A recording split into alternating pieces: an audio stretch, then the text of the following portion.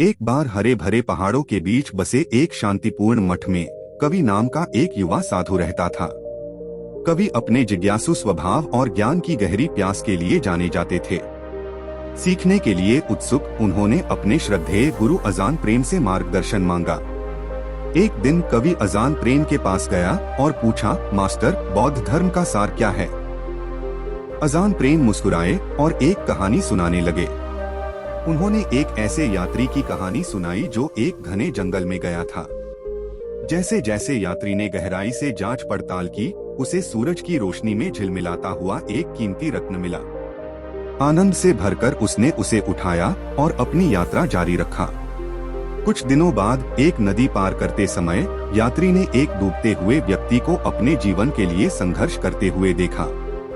बिना किसी हिचकिचाहट के उसने अपनी जान जोखिम में डालकर पानी में छलांग लगा दी और उस आदमी को बचा लिया। जैसे ही वे किनारे पर पहुंचे, उस आदमी ने यात्री को धन्यवाद दिया। उसकी आंखें कृतज्ञता से भर गईं। जिज्ञासु यात्री ने पूछा, आपको इस खतरनाक स्थिति में क्या लाया? उस आदमी ने जवाब दिया, मैंने अपना सब कुछ खो दिया और निराशा में मैंने अपना जीवन समाप्त करने का फैसला किया। लेकिन अब आपके निस्वार्थ कार्य के लिए धन्यवाद। मुझे आशा की एक किरण और एक नई शुरुआत का मौका दिखाई दे रहा है।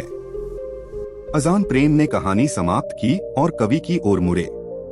बौद्ध धर्म का सार भौतिक संपत्ति या व्यक्तिगत लाभ के अधिग्रहण में नहीं है, बल्कि एक दयालु हृदय और निस्वार्थ कार्यों की खेती में निहित है।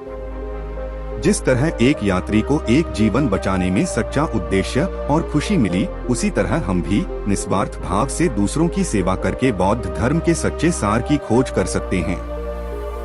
कहानी से प्रेरित होकर कवि समझ गए कि आत्मज्ञान के मार्ग में अहंकार को पार करना और करुणा को गले लगाना जरूरी है। उन्होंने अपने साथी भिक्षुओं और आसपास के समुदाय को प्यार और खुले दिल से सेवा करते हुए दयालुता के कार्यों के लिए खुद को समर्पित कर दिया।